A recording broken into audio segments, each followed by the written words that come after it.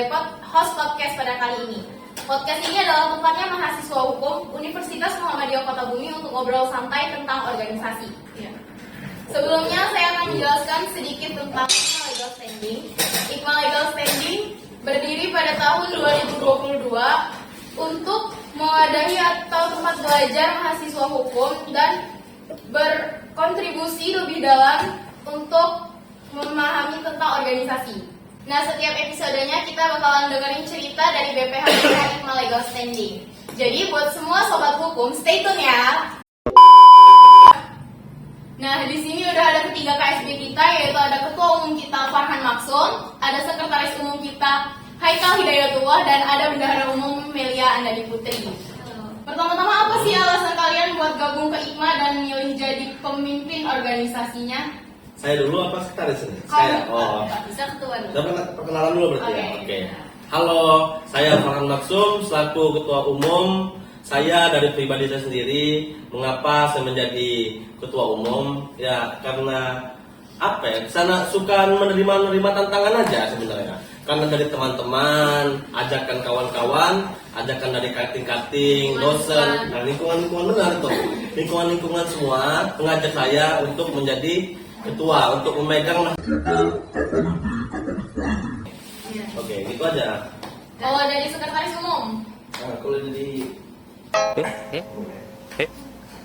kalau dari sekretaris umum ini itu emang sudah ada motivasi sih sama inspirasi juga, istilahnya gimana sih kita belajar gitu, paham administrasi, surat iuran, derealisasi, karena tugasnya sekretaris umum ini kan mendampingi ketua umum, dimana ketika ketua umum tidak bisa mengatasi persoalan, disitulah sekretaris umum turun.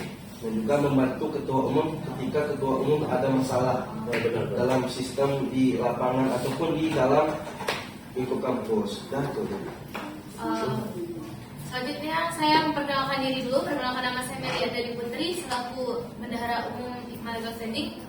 Di sini alasan saya masuk IKMA ialah saya ingin belajar berorganisasi atau mencari ilmu di luar pelajaran yang diberikan oleh dosen-dosen. Misalkan mencari tahu tentang apa sih hukum itu secara mendalam, terus bagaimana sih praktek-praktek semisal peradilan semu seperti itu yang setidaknya kita tidak dapat dari dosen. Oke, setelah itu mengapa saya dididik menjadi bendahara umum? Sebelumnya saya juga ingin belajar bagaimana cara pengelolaan uang di dalam organisasi. Nah, terus cara bagaimana berorganisasi dengan baik, dengan lebih mempunyai jabatan yang lebih gimana ya, lebih agak sulit dari lain-lainnya. Iya, lebih takut lah gitu. Tapi seru sih, organisasi itu seru. Iya, tegang dan masih menggebu-gebu. Kayaknya ada nggak sih tanggung jawab khusus sebagai sekretaris umumnya dari Cetuk kita ini? Sekretaris umum ini ada sih tanggung jawabnya, itu pasti ada. Setiap pemimpin itu pasti adanya tanggung jawab.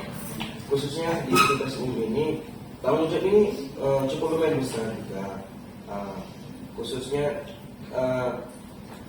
bagian di administrasi. Nah, bagian administrasi itu istilahnya kayak surat iuran lah dan segala macam dan lain-lain. Itu kita harus teliti, kita harus paham isi-isi dalam surat tersebut. Dan juga ketika ketua umum sedang berhalangan dengan adanya agenda ataupun dengan kumpulan ataupun apalah ya tentang permasalahan kerja, itu sekretaris umum yang apa namanya mencakupi lah ya, mewakili ketua umum ketika ketua umum sedang backup lah. Ya, kayak gitulah, backup contohnya. Dan juga dengan apapun alasannya sekretaris umum ini harus tetap gitu, harus tetap mewakili yang namanya ketua umum ketika ketua umum sedang berhalangan. Ya, harus siap. Ya. Kalau untuk bendahara umum sendiri nih, ada nggak sih cara untuk pengelolaan dana yang kalau buat agenda-agenda gitu? Gimana sih caranya mengelola dana dengan baik itu? Pertama, kalau semisal ada prokja itu kita sesuaikan dengan dananya. Terus caranya bagaimana? Apapun pengeluaran yang akan kita keluarkan untuk sesuatu hal yang ingin kita beli atau ingin kita pakai dalam acara tersebut itu semuanya harus ada perincian, ada ditulis semuanya dan harus detail agar menjadi dan sering terjadi. Dan itu, tapi KSB itu harus siap sih. Ya, harus ada dana backupan ya. Criminal of Harus ada dana pribadi juga sih menurut saya sendiri. Ada nggak sih tantangan terbesar dari kalian masing-masing gitu selama jadi bagian dari IKMA? Bisa. Pasti banyak gitu. Menurut pendapat saya. ketua lo ya.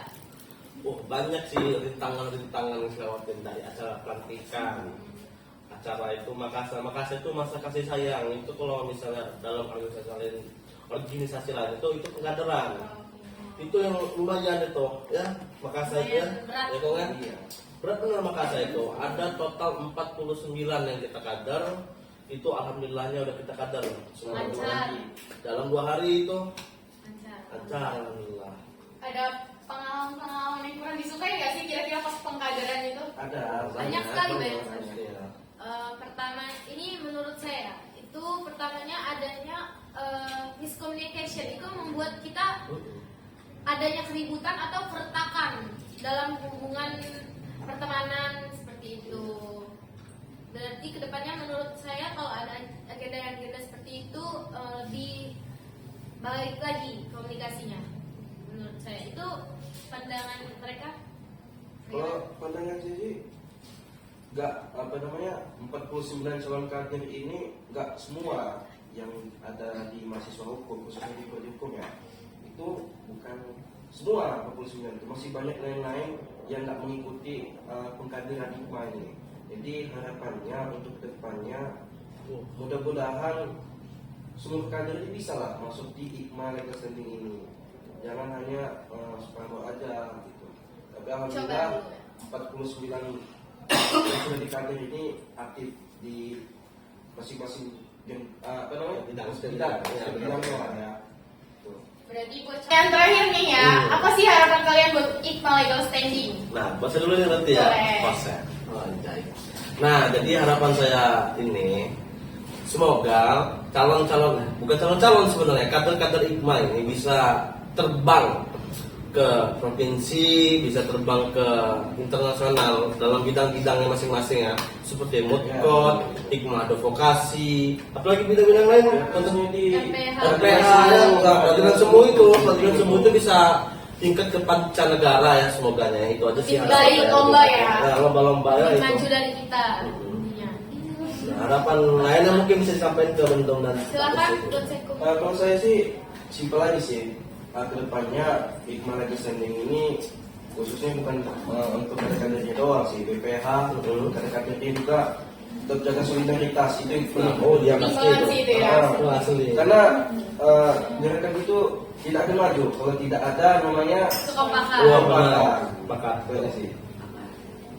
Ya, harapan dari saya semoga kita selalu sama-sama dan tidak ada yang namanya keributan atau selisih paham dan miscommunication karena itu kunci dari solidaritas untuk kita semua. Itu saja. Benar.